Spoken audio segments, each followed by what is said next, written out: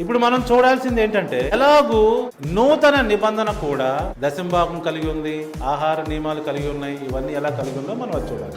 దేవాలయం కూల్చేశారు కదా, ఇంకా లేవి యాజకులు ఎక్కడున్నారు? లేరు కదా. మనం ఎందుకు దశంభాగం ఇవ్వాలని మీరు అడగచ్చు. అది ఒక మంచి ప్రశ్న అవుతుంది.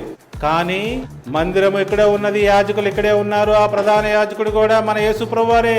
దేవుని ఆలయం ఇక్కడే ఉన్నది, ఆయన పండుగలు ఇక్కడే ఉన్నాయి, ఆయన దశంభాగం చెల్లించవలసిన పరిస్థితి ఇక్కడే ఉన్నది, ఆయన ఆహార నియమాలు ఇక్కడే ఉన్నవి, ఆయన బలులు కూడా ఇక్కడే ఉన్నవి. 1 పేతురు 2:5. యేసు క్రీస్తు ద్వారా దేవునికి అనుకూలములకు ఆత్మ సంబంధమైన బలులు అర్పించుటకు పరిశుద్ధ యాజకులుగా ఉండునట్లు మీరును సజీవమైన రాళ్ల వలె నయుండి ఆత్మ సంబంధమైన మందిరముగా కట్టబడుతున్నారు. ఈ లైన్ లో అన్ని వచ్చేసినాయి. ఇశ్రాయేలుకి ఇచ్చిన ప్రత్యక్ష గుడారము యెరూషలేములో దేవాలయం అయ్యింది. యెరూషలేములో దేవాలయం ఈ రోజున కూల్చబడింది, అన్ని వెళ్ళిపోయినాయి.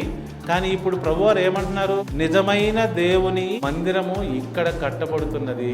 నీవు నేను రాళ్ల అంటే బ్రిక్స్ అన్నమాట. మన ద్వారా మందిరం కట్టబడుతుంది.